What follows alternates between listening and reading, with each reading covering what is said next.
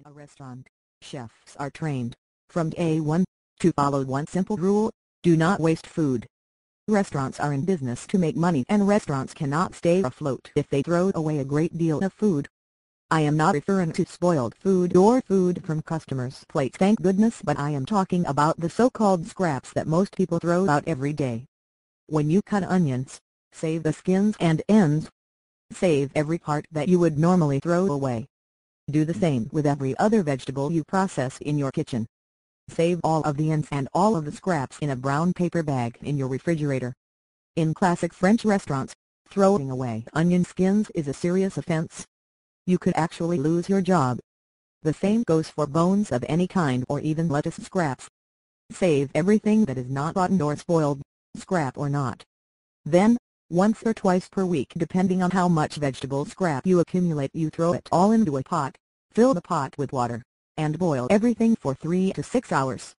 When you are finished, drain all of the water from the scraps, using a colander, and you will have stock.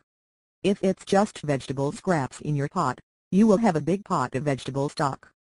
If you've thrown some bones or shrimp shells in there, you will have a stock that tastes like the scraps from whatever protein or proteins that you used.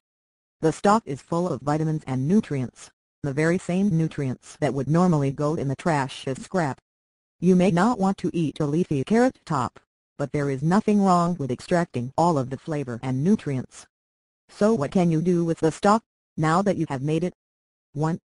You could make a delicious soup for starters. You could add noodles or beans or whatever your heart desires. The world is your oyster.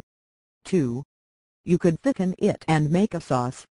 Gravy, for example, is nothing more than stock that is thickened with flour and butter or pan drippings. Add a little red wine to the gravy and now you have a fancy French brown sauce, good enough for any steak. 3. Most importantly though, you can use it in recipes instead of water. When you boil pasta or make a rice dish for your family, why not boil in stock? The pasta or rice will absorb all of the nutrients and flavor that are in the water, and your family will be healthier for it. I realize that most people don't like the idea of making soups and gravies, but everyone needs to use water to cook. In a restaurant, chefs are trained, from day one, to follow one simple rule: do not waste food. Restaurants are in business to make money, and restaurants cannot stay afloat if they throw away a great deal of food. I am not referring to spoiled food.